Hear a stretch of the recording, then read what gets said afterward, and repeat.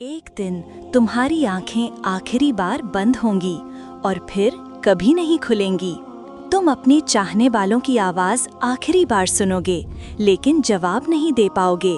तुम्हारा जिस्म यहीं रहेगा, लेकिन रूह रवाना हो जाएगी। आज हम चलेंगे उस रहस्यमयी दुनिया की ओर, बरज़ख की दुनिया की ओर। अब जुबान काम नहीं करती, आंखें टिक जाती हैं, दिल रुक जाता है। ठंडक पैर से शुरू होकर पूरे जिस्म में फैलती है। दाऊद अलैहिस्सलाम और मूसा अलैहिस्सलाम ने बताया कि मौत का दर्द कितना कठिन होता है। शैतान आखिरी बार आता है और कहता है, अगर मेरा कहा मान लो तो ये पानी तुम्हें दे दूं। फरिश्ते नूर की शक्ल में आते हैं और कहते हैं, ए पाक रूह, अपने रब की रहमत की तरफ चल।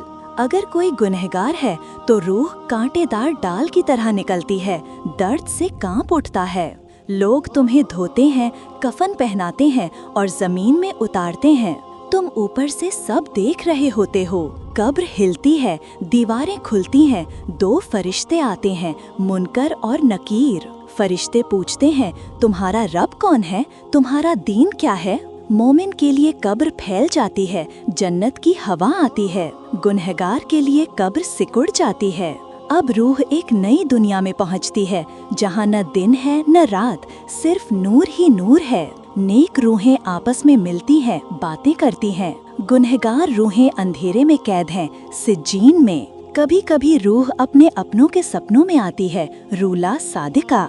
जब कोई दुआ या सदका करता है, वो रूह तक पहुंचता है। मौत अंत नहीं, बल्कि असली जिंदगी की शुरुआत है। हमारे अपने हमें उस पार इंतजार कर रहे हैं।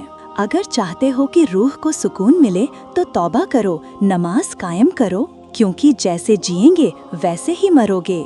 मेरे प्यारे दोस्तों, अगर वाक्य अच्छा लगा हो तो चैनल को सब्सक्राइब कीजिए और बेल आइकॉन को प्रेस कीजिए, लाइक कीजिए और कमेंट भी कीजिए।